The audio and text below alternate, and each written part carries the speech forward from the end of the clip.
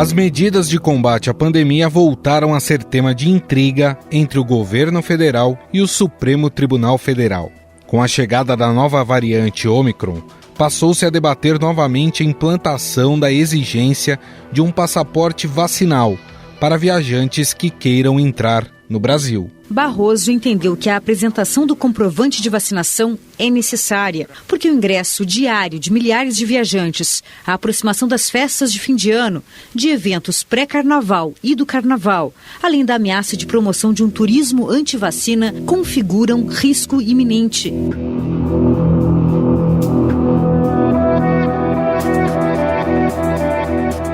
O presidente Jair Bolsonaro chegou a dizer que o passaporte de vacinação era uma espécie de coleira e que não exigiria o documento para quem viesse para o Brasil. Por que criar problemas aqui?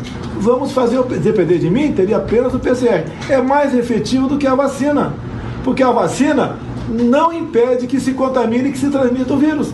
Tomei hidroxicloroquina e se me contaminar de novo, tomo outra vez. O próprio ministro da Saúde, Marcelo Queiroga, em um discurso para agradar o chefe, disse que era melhor perder a vida do que a liberdade. O presidente ainda há pouco falou, né? Às vezes é melhor perder a vida do que perder a liberdade. Diante da negativa do governo em editar uma medida que exigisse o passaporte da vacina, alguns governadores disseram que passariam a pedir o documento em seus estados, como no caso de São Paulo. O governo de São Paulo encaminhou ofício ao Ministério da Saúde, solicitando a adoção imediata da comprovação de vacinação para os viajantes que chegam ao Brasil. Esta é a forma correta de agir, de prevenir e de estabelecer procedimentos que a saúde recomenda. Não que a ideologia ou a vontade pessoal observa, mas sim aquilo que a saúde, que a ciência determina. E é claro que essa fala do seu desafeto político gerou revolta no presidente Jair Bolsonaro. Enquanto que o outro governador aqui da região sudeste quer fazer o contrário. E ameaça. Ninguém vai entrar no meu estado. Teu estado é o cacete, porra. Por causa da postura do governo, o ministro Luiz Roberto Barroso determinou a obrigatoriedade de comprovante de vacinação para viajantes que chegarem ao país. Segundo o ministro, estrangeiros sem comprovação vacinal não poderão entrar no Brasil. Barroso deferiu a ação do partido Rede Sustentabilidade, que pedia que o governo federal adotasse medidas recomendadas pela Anvisa. O ministro enviará a decisão para o plenário virtual da Corte.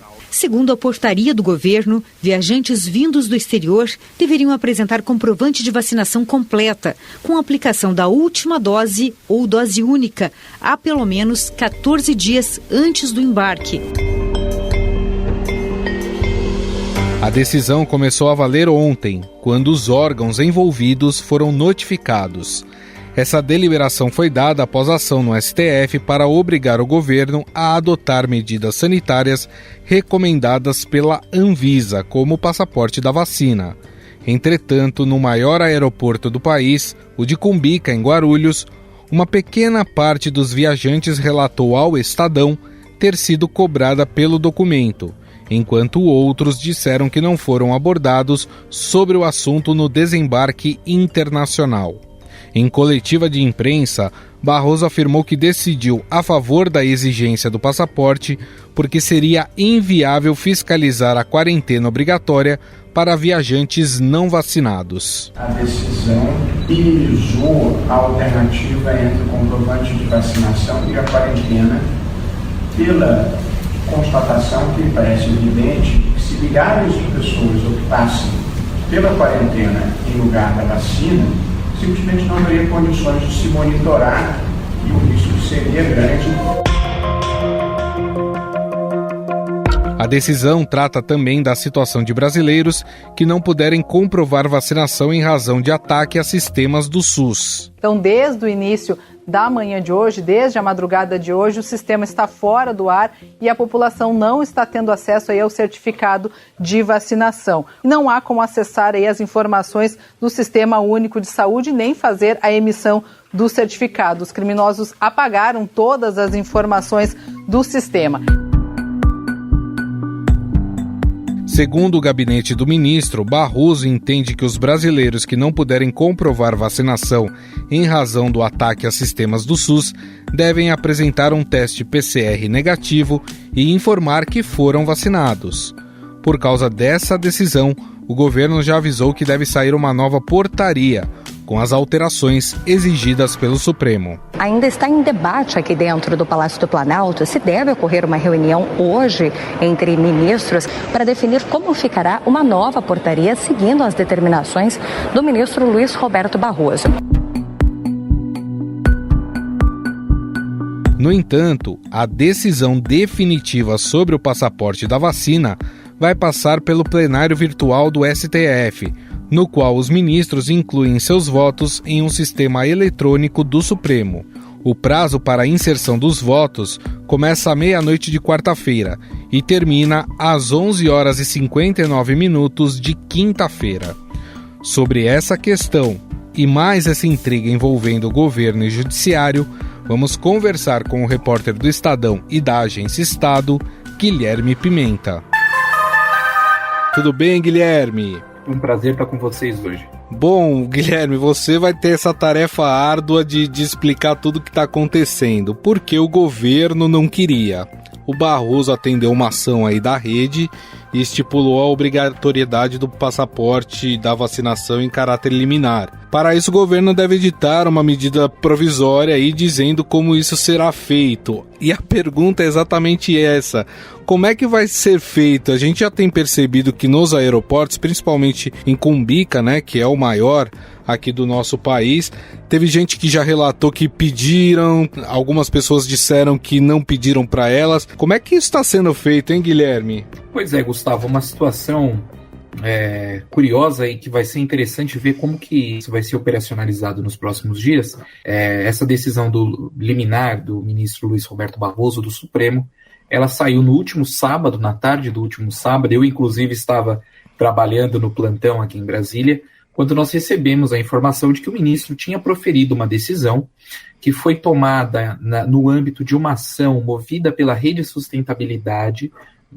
na última semana de novembro, e basicamente a rede solicitava ali ao Supremo que o Supremo determinasse ao governo federal a obrigatoriedade do passaporte de vacina para os viajantes, né, e aí tanto brasileiros quanto estrangeiros que ingressassem no país, e principalmente por conta da variante Ômicron, né? Hoje, no momento que a gente estava gravando, inclusive, o Ministério da Saúde confirma 11 casos da variante Ômicron aqui no Brasil. E essa decisão do ministro no último sábado, basicamente, ela contraria uma intenção do governo, de que na semana passada, o presidente Bolsonaro e integrantes do governo, eles haviam anunciado que quem entrasse no Brasil poderia ou apresentar o passaporte de vacina no aeroporto, ou ficar 5 dias de quarentena, né? Isso poderia substituir a apresentação do passaporte de vacina.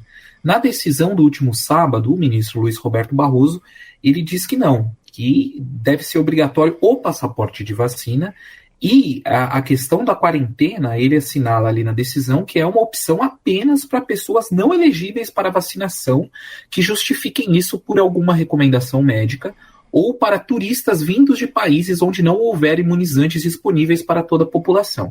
Agora, a gente sabe também que o governo, de certa forma, está aguardando essa decisão ir para o plenário virtual, né, que vai ter essa missão, os ministros do STF vão ter essa missão de definir de fato o que vai ser feito sobre o tema, se o passaporte da vacinação terá que ser implantado de fato aqui no Brasil, né? E essa votação deve terminar na quinta-feira, ali no finalzinho da noite, né? Antes da madrugada para sexta-feira.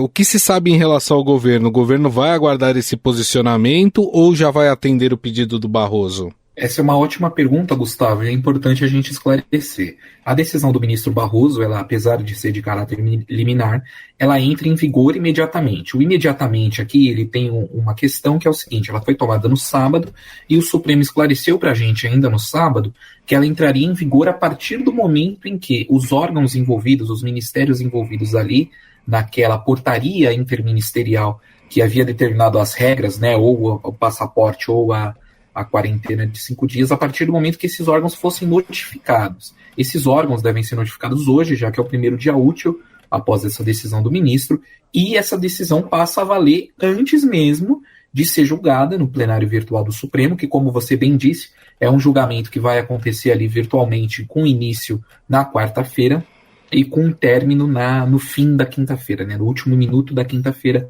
é o prazo máximo ali para os outros 10 ministros votarem nessa ação. E o governo vai cumprir essa decisão. No domingo, houve uma reunião no Palácio do Planalto, que durou um pouco mais de 4 horas, com integrantes basicamente técnicos dos ministérios envolvidos, que eles estavam já operacionalizando a nova portaria, já com as novas regras, a partir da decisão do ministro Barroso. Agora tem uma outra questão, né, que foi esse ataque hacker, né, no aplicativo, no portal do Conect SUS, né.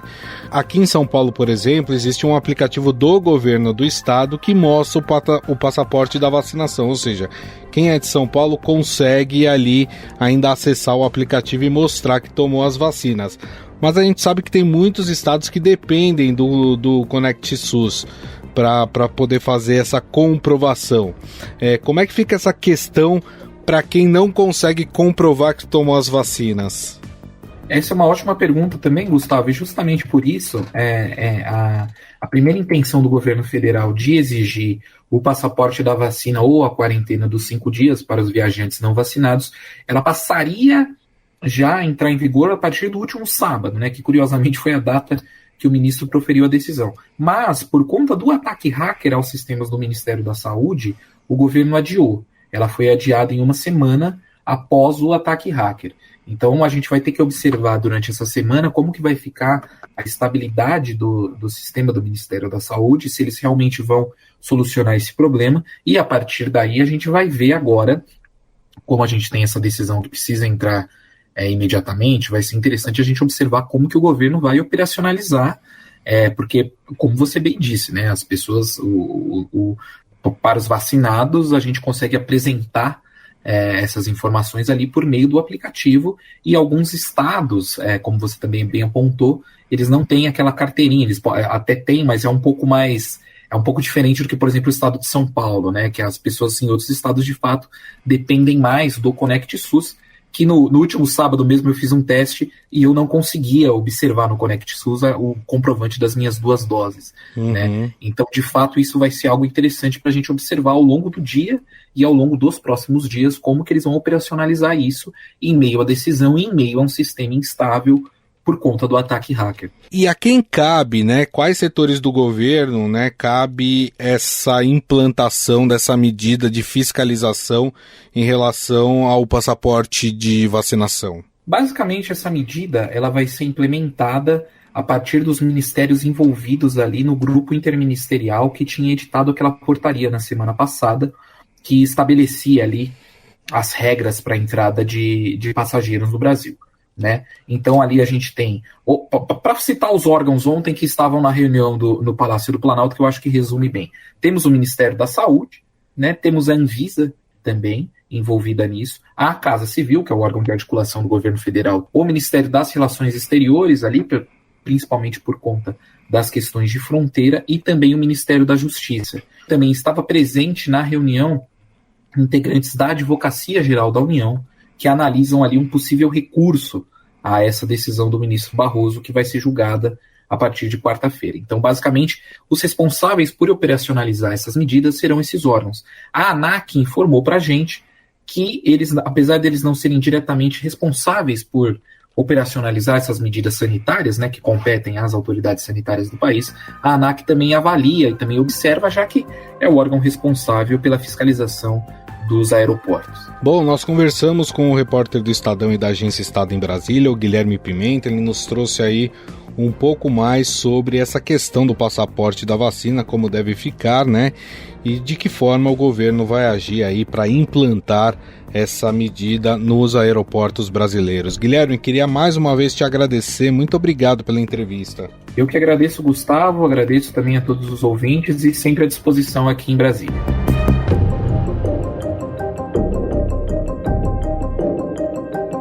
Caso essa medida seja de fato adotada, o passageiro deve apresentar o passaporte vacinal impresso ou em meio eletrônico com imunizantes aprovados pela Agência Nacional de Vigilância Sanitária ou pela Organização Mundial de Saúde. Os viajantes que estão aptos a se vacinar e que ainda assim não puderem comprovar a imunização serão impedidos de entrar no país. Afinal, qual a importância dessa medida? Sobre o assunto, vamos conversar agora com o infectologista e diretor da Sociedade Brasileira de Imunizações, Renato Kifuri. Tudo bem, doutor? Olá, Gustavo. Sempre um prazer falar com você. Bom, doutor, com a chegada dessas novas variantes, né, a última, a Omicron, tudo leva a crer, né, o que está sendo estudado, que algumas delas podem ser mais contagiosas do que as que estavam aí em circulação. O passaporte da vacinação, nesse sentido, é uma medida necessária? Olha, esse é um pleito, Gustavo, das sociedades científicas, é um pleito da Anvisa, é um instrumento importante no controle, não só da Omicron, viu? Da entrada da circulação de outras mutações, de outras variantes, não só como eu disse, da Omicron, mas essas outras variantes, as mutações que circulam em todo o mundo. A gente possibilitando esse intercâmbio, você aumenta o risco de colocar aqui novos ingredientes na nossa transmissão. É claro que a vacinação sozinha, por si só, não elimina a chance de um indivíduo ser um transmissor. Mas se você adiciona ao PCR, quer dizer, alguém que faz um teste, que também pode falhar, alguém que já também está vacinado, que também eventualmente pode ser contaminado e transmitir, mas você somando, adicionando essas duas barreiras, você limita muito a questão da possibilidade de entrada de alguma variante aqui. É uma medida que, infelizmente, acabou sendo adotada por conta de uma ação, uma liminar do judiciário, quando devia ser uma medida tomada espontaneamente pelas autoridades sanitárias do país. O senhor tocou num ponto que é importante até a gente falar, né, que é uma das defesas do presidente da República para não querer aplicar nessa medida do passaporte da vacinação, que é essa questão dos vacinados que também podem transmitir a doença e que para uma parcela da população, principalmente que apoia o presidente, seria uma medida inócua, já que os vacinados também transmitem a doença. Essa narrativa, ela se sustenta, doutor? De jeito nenhum, não é? Sem dúvida, os vacinados podem eventualmente transmitir também. A vacina não é 100% eficaz na prevenção da infecção e da transmissão. Ela é muito melhor na prevenção das formas graves do que nas formas leves, nas formas assintomáticas e da transmissão. Mas reduz sim a chance de dizer que é inócua, dizer que um vacinado tem o mesmo risco de transmitir que um não vacinado. Não é verdade. Os dados mostram que em cerca de 50%, a depender da idade, a depender de quanto tempo esse indivíduo foi vacinado, por volta de metade dos indivíduos vacinados não transmitem a doença, a infecção. Então, é possível sim vacinados transmitir, mas o risco é muito menor. Então, é uma medida que, se somada ao PCR, contribui de maneira bastante importante na entrada de indivíduos aí com variantes de fora. Então, de jeito nenhum ela é inócua. Ela tem seu papel, sim, adicional. Não é um papel de 100%, mas é um papel importante. Perfeito. Na sua opinião, doutor, a gente está falando aqui de um passaporte de vacinação que serviria para que pessoas que vêm de fora do país e que entrassem através dos nossos aeroportos tivessem que apresentar esse documento provando aí que foram vacinadas. Essa medida deveria ser estendida também para dentro do país, ou seja, para entrar em locais fechados, esse passaporte também deveria ser adotado, na sua opinião? A gente tem evitado o termo passaporte, para não confundir com algum passe de entrada no país. O passaporte é um documento oficial, a gente usa certificado de vacinação. E não é só em aeroportos, temos que lembrar também que muitos cruzeiros chegam aqui, os portos e as fronteiras terrestres também precisam, isso nós precisamos exigir. Então, acho que essa é uma barreira internacional importante e que precisa ser normatizada, porque às vezes o indivíduo vem do país onde a vacina não é ofertada lá ainda para a idade dele, indivíduos que têm contraindicações, existem situações especiais onde se pode dispensar eventualmente a apresentação da documentação vacinal.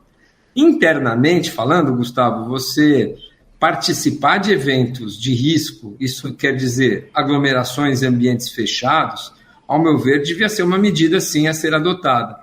Eu acho que nós estamos num momento extraordinário, no momento de uma pandemia, não é uma restrição que possa ser aplicada a qualquer momento. Ninguém gosta de obrigatoriedades, né? A vacina é boa, não precisava ninguém obrigar, o governo não precisava obrigar ninguém a se vacinar, mas esse é um momento, uma situação excepcional.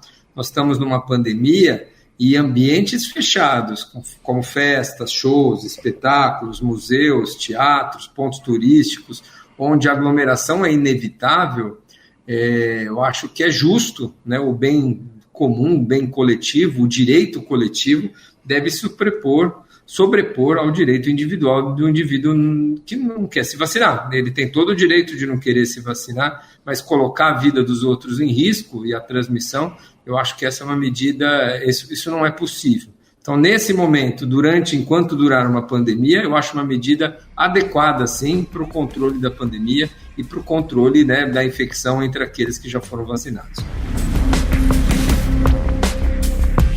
Além desse certificado de vacinação, doutor, que outras medidas deveriam ser tomadas nesse momento para que a gente consiga diminuir a circulação do vírus e até de impedir, de certa forma, aí a propagação de novas variantes? Olha, nós temos a variante Ômicron será desafiada em diversos cenários, né, Gustavo? Países com melhores taxas de vacinação, países com piores taxas, países vacinados com a vacina A, B ou C, países que vacinaram mais recentemente, países que já têm maior tempo de vacinação. Talvez o grande desafio, a grande medida a ser tomada hoje, nesse cenário onde nós não temos uma intensa circulação, é acelerarmos a vacinação. Eu acho que o tripé importante, os 3 pilares importantes de uma vacinação de sucesso, que nos protegeria contra uma entrada de alguma variante ou surgimento de uma nova onda, seria aumentar o número da base de vacinados, ou seja, incluir crianças, assim que as vacinas forem licenciadas, crianças de 5 a 11, acima de 3 anos.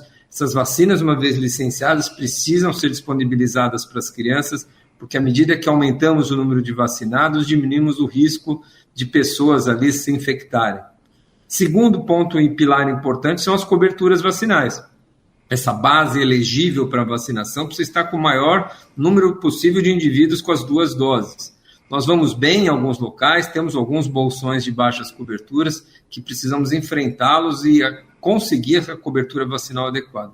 E o terceiro, talvez até o mais importante do que esses 3, é oferecer doses de reforço e conscientizar a população em se vacinar, porque essa proteção feita lá atrás se perde. Então, essa é uma das lições que nós aprendemos com as vacinas Covid. Independente da vacina que você tomou, passado 4, 5, 6 meses, a depender da sua idade, depender de outros fatores, essa proteção vai se perder. Então, nós continuaremos ou voltaremos a ficar vulneráveis se não tomarmos a dose de reforço. Então, altas taxas de proteção na população, que inclui esses 3 pilares. Base de vacinados muito grande, cobertura vacinal elevada e homogênea e reforço para quem perder a proteção. Dessa maneira, eu acho que talvez seja as grandes ferramentas hoje que nós dispomos. E à medida que detectarmos aumento de circulação, apertarmos as medidas não farmacológicas de máscara, distanciamento, se por acaso a gente continuar ou passar a vivenciar um momento de maior transmissibilidade. Perfeito. O senhor citou as crianças, né? E a importância da gente começar também a pensar em vaciná-las, saiu uma informação, e aproveitando a sua especialidade, que é pediatria também, de que a Ômicron é mais transmissível também em crianças e que poderia apresentar alguns outros sintomas em crianças. O que tem de verdade nessa informação, doutor? Até o momento nenhuma, viu, Gustavo? Não há nenhuma evidência de que ela seja mais, ou que ela prefira, ou que ela tenha alguma preferência por crianças ou algum outro grupo etário. É natural imaginarmos que qualquer nova onda que nós tivermos de Covid-19, ela vai procurar os não vacinados, ela vai ser mais importante entre os não vacinados. Haverá um desvio na faixa etária, né? Como as crianças hoje representam uma grande parte dos não vacinados, certamente o impacto proporcional será diferente. No começo da pandemia, onde ninguém era vacinado, os menores de 20 anos representavam cerca de 1% do total de casos. Hoje, por exemplo, nos Estados Unidos, representam 20% do total. Não é que aumentou, as crianças não estão ficando mais doentes. A doença residual que sobra entre não vacinados. O risco de adoecer hoje, não tendo tomado vacina, é muito maior. Consequentemente, as crianças fazem parte de um público que ainda não foi alvo da vacinação na maioria dos países. Portanto, há um desvio de faixa etária, que isso vale para qualquer variante, não para Ômicron, para Delta, para qualquer onda que nós tivemos hoje de Covid aqui, as crianças serão proporcionalmente mais impactadas do que foram no começo da pandemia, graças à vacinação dos adultos. Bom, nós conversamos com o Dr. Renato Kifuri, ele que é pediatra, infectologista e diretor da Sociedade Brasileira de Imunizações, a quem eu agradeço pela entrevista. Muito obrigado, doutor. Eu que agradeço, Gustavo, é sempre um prazer. Um grande abraço a você e a todos os ouvintes. E antes de encerrarmos o podcast, o Emanuel Bonfim tem um recado sobre o nosso último podcast. Oi, Gustavo, é isso mesmo. No programa de ontem a gente falou um pouco sobre as negociações para a escolha de um vice para 2022. E teve um momento que eu até questionei o Marcelo de Moraes, que era nosso convidado, sobre isso, e afirmei que não havia candidatos negros para as próximas eleições do ano que vem. Nós recebemos um e-mail da comunicação do partido Unidade Popular pelo Socialismo, que tem como sigla UP, afirmando que há sim um pré-candidato negro à presidência pela legenda. O nome dele é Leonardo Péricles. Então, queria fazer essa correção, pedir desculpas pela imprecisão nas informações de ontem e agradecemos pelo contato. É isso, Gustavo. Um abraço. Estadão Notícias.